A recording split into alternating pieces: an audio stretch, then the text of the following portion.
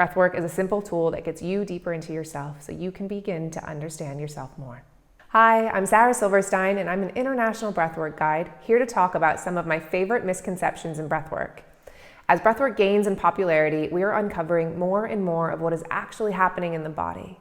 I field fears of future clients all the time, so I'm going to give you some special insight to what I commonly hear, and maybe after this video, you'll begin to think breathwork is for me. I don't need to focus on my breath. I breathe naturally. I'm doing it right. Now, I often measure people's lung capacity in my one-on-one sessions.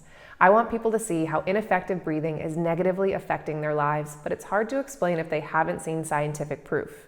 So most commonly, I hear from people, I breathe just fine. We breathe naturally. Why would I need to focus on it? Most people are unaware that they're breathing with their high chest. A lot of us started to breathe incorrectly when we were 5 years old. That is a lot of time that has elapsed with using your lungs incorrectly. Now, you are in fact breathing, so congratulations, but have you ever considered where your lungs and diaphragm actually are in your body? They are much lower than your chest, and the muscles up there were not designed to work as hard as you were making them.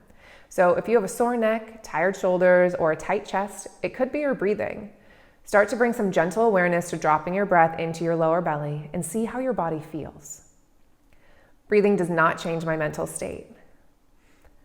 As someone who struggled with anxiety for most of my 20s, I'm here to tell you your breath is vital in controlling your nervous system. If you are shallowly breathing into your chest, you are constantly living in the sympathetic nervous system, which is your fight and flight response.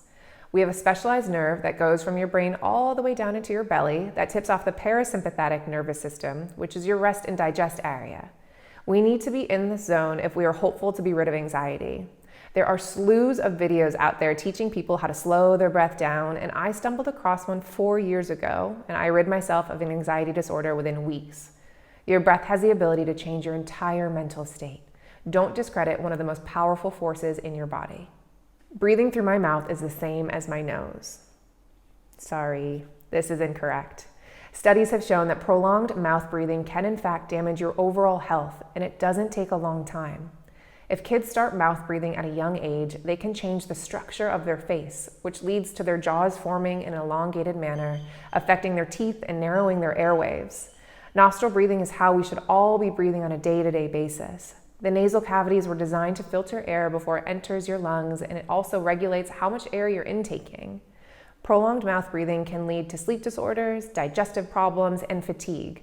So limit how much mouth breathing you do and try to focus on inhaling and exhaling through your nose. Practicing shorter breath techniques through the mouth is okay, but don't overdo it. Everything in moderation. I'm not a meditator, I can't do breath work. I legit thought the same thing. I had a huge resistance in my body to trying breath work because I thought I wasn't going to be qualified. I have missed out on so many opportunities in life because I thought I couldn't do it. Spoiler alert, all breathwork is for beginners. Everything is simplistic and it's just bringing you home to your breath. There are no advanced levels in the breathwork that I teach, and you have total control over how much you want to feel or how deep you want to go. I tried to have a traditional seated meditation practice for a long time. I even meditated with monks every Thursday for months, trying to steal their knowledge of how to find peace in my body.